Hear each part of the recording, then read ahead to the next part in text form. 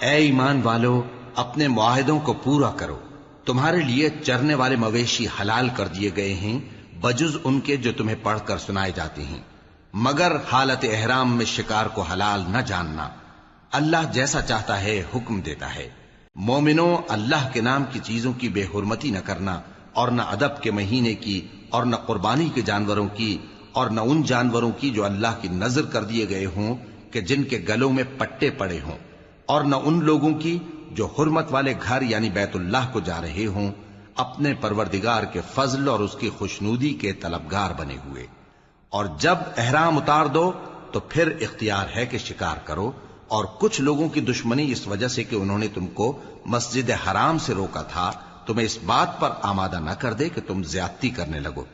اور دیکھو، نیکی اور پرہیزگاری کے کاموں میں ایک دوسرے کی مدد کیا کرو، اور گناہ اور ظلم کی باتوں میں کسی کے ساتھ تعاون نہ کرو، اور اللہ سے ڈرتے رہو۔ کچھ شک نہیں کہ اللہ کا عذاب سخت ہے۔